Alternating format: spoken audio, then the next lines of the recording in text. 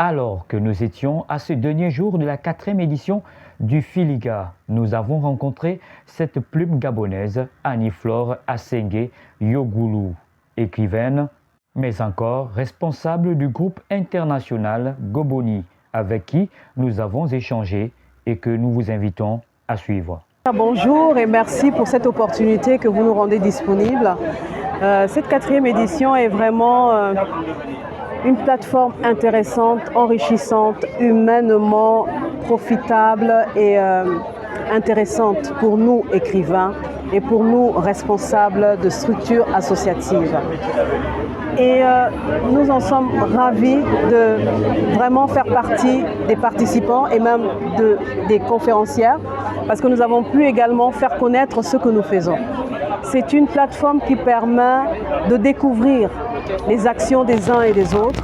C'est une plateforme qui met en exergue les écrivaines et écrivains que nous sommes. C'est une plateforme qui permet de toucher le plus de personnes possible. Et c'est une plateforme qui rend possible les relations humaines de manière extraordinaire parce qu'on effectue des échanges enrichissants entre humains et c'est pour nous une très belle opportunité. Que dire à nos autorités pour accompagner les écrivains gabonais? Beaucoup de choses sont faites au niveau de nos autorités. Déjà le fait qu'il nous ait permis de nous retrouver au musée, c'est déjà une porte ouverte par les autorités. Et le fait de nous présenter ainsi, d'étaler tout ce que nous avons de possible et de disponible, c'est une porte ouverte parce qu'il y a certains endroits où les écrivains n'ont pas la possibilité de s'exprimer librement. Une demande que nous pouvions faire, c'est de voir comment est-ce que nous pourrions être subventionnés parce que la publication coûte cher. Et en tant qu'écrivaine, essayiste, c'est vraiment en nous appuyant sur certains mécènes que nous arrivions à publier. Et c'est ce qui fait en sorte même que les livres coûtent cher. Parce que quand on veut démocratiser le livre, il importe de le rendre accessible à tous à moindre coût. Mais pour le rendre accessible à tous à moindre coût, il va falloir que nous ayons une subvention de l'État. Et si nous avions cette subvention, cela nous permettrait d'avoir des livres à 1000 francs, 2000, même 500, pourquoi pas, afin que toute personne puisse avoir un livre. Beaucoup de personnes sont passées au stand, mais quand ils ont regardé les prix, ils se sont retenus. Beaucoup de personnes ont envie de découvrir mes écrits, nos écrits, parce que nous sommes plusieurs écrivains au sein du groupe international Goboni. Notamment ce livre, la Déclaration universelle des droits humains en langue maternelle africaine, qui est une première dans le monde en fait. Parce qu'on a eu des traductions dans les langues nationales, mais dans les langues maternelles africaines, c'est la première fois que cet ouvrage a été édité et publié. Donc plusieurs ont voulu l'avoir, mais quand ils ont vu le prix, ils se sont retenus. Alors comment faire en sorte que ce livre qui met à disposition la Déclaration universelle des droits humains en langue maternelle africaine puisse être accessible à toutes et à tous? Vous pouvez répondre à cette question. Goboni, qu'est-ce que c'est? La structure dont je suis responsable est le groupe international Goboni pour la connaissance des droits humains. C'est le titre intégral. Et cette structure a pour but justement de démocratiser les droits humains, de promouvoir les droits humains, de promouvoir les langues maternelles africaines, de promouvoir la culture.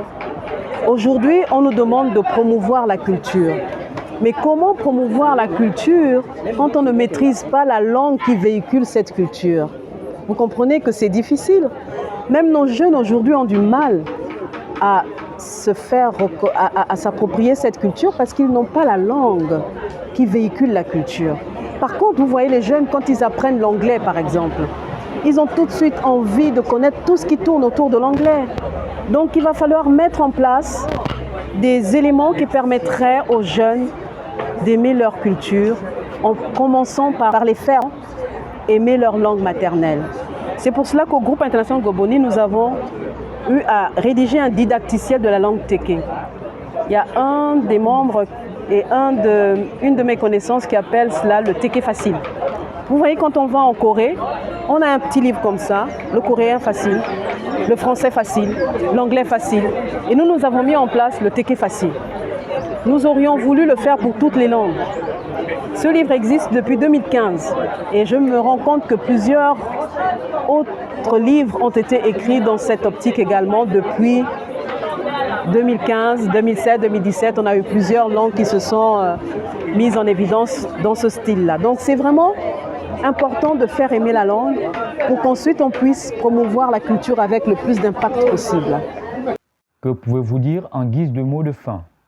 Tout simplement amener les jeunes à aimer leur culture, à s'approprier leur langue, appeler les personnes qui ont la capacité, la possibilité de pouvoir promouvoir tout ce que nous écrivons, tout ce que nous disons sur les langues pour pouvoir faire en sorte que les jeunes puissent se les approprier.